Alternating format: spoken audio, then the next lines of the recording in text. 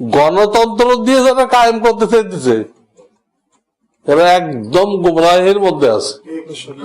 ইসলামী হুকুমত কারোর বানানো পদ্ধতিতে আসবে না, ওটা কোরআন যে ফর্মুলা দিছে এই ফর্মুলায় আসবে।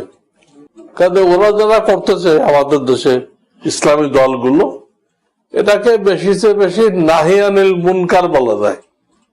তো এই জন্য এটা আমি বেকার বলতেছি না, তবে এর দ্বারা ইসলামী হুকুমত হবে না, বাতিলের প্রতিবাদ হবে। আমরা জেনেছি গণতন্ত্র হলো কুফরিতন্ত্র, তাহলে আমাদের দেশে ইসলামী খেলাফত প্রতিষ্ঠায় আমাদের জন্য কি করণীয়? আপনাদের জন্য করণীয় হলো ওলামাদের সাথে বেশি বেশি তবলিগ করেন আর দাওয়াতুল হকের মেহনত করেন। এই দুটো হলো সঠিক অর্থে ইসলামী রাজনীতি। 18 পারায় সূরা নূরের মধ্যে আল্লাহ বলেছেন, আল্লাহ ওয়াদা করেছেন, তোমরা যদি ঈমান আমল মানুষকে শেখাও তো আমি তোমাদেরকে রাষ্ট্র ক্ষমতা দান করব। তো রাষ্ট্র ক্ষমতার ভিত্তি আল্লাহ কাকে বলছেন? ওয়াদাল্লাহুল্লাযীনা আমানু মিনকুম ওয়া আমিলুস সালিহাত লা ইস্তাখলিফান্নাহুম ফিল আরদ। 18 পারা কত নম্বর আয়াত? দেখো কত নম্বর আয়াত। এখানে আল্লাহ ওয়াদা করতেছেন ঈমান আমলকে ব্যাপক করো, ব্যাপক। তো কারা করতেছে?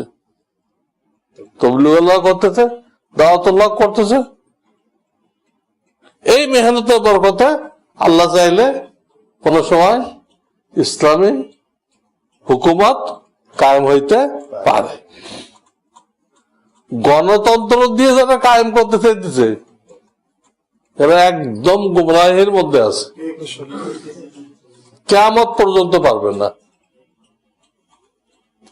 ইসলামী হুকুমত কারোর বানানো পদ্ধতিতে আসবে না, ওটা কোরআন যে ফর্মুলা দিছে এই ফর্মুলায় আসবে। কোরআনী ফর্মুলার বাইরে ইসলামী হুকুমত আসবে না।